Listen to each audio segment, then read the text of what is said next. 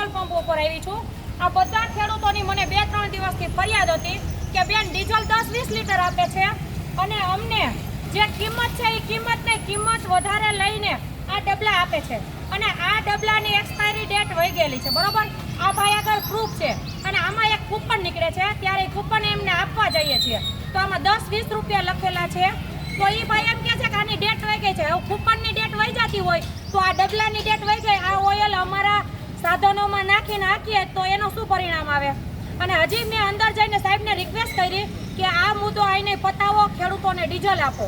તો એ સાહેબે મને આંગળી ચીંધીને એવું કીધું કે તમે કયો એવું નહીં થાય અને ત્યાં ખાખી વર્દીને બોલાવી લીધી અને ખાખી વર્દીવાળા 10 મિનિટમાં આવી ગયા। જ્યાં દારૂના હડા પકડવા પડે છે ત્યાં એને જવાની ટેવ જ નથી અને અહીંયા ખેડૂતો ઉપર રોપ જમાવા આવી ગયા છે। પણ મારે આ દરેક ખેડૂતોને કહેવું છે કે તમારા હક માટે લડતા શીખો, પછી ધોકા ખાવા પડે તોય ભલે, જેલમાં જવું પડે તોય ભલે, શરૂઆત હંમેશા એકથી હોય। એટલે મારી 2 હાથ જોડી અને આ સરકારશ્રીને નહીં પણ પેટ્રોલ પંપ વાળાને વિનંતી છે કે અમારા ખેડૂતોને જોઈએ એટલું ડીઝલ આપો અને મોટા અધિકારીઓ પાછા ફોજદારી કરવામાં। અને અહીંયાના ધારાસભ્ય છે ત્યાંથી લઈને કૌભાંડો થાય છે ત્યારે તમારી આંખો નથી ઉઘડતી, જ્યારે ખેડૂત ઉપર પ્રશ્ન આવે ત્યારે તમે કેમ તમારા રોપ જમાવા પોગી જાવ છો? જય હિન્દ, જય જવાન, જય કિસાન।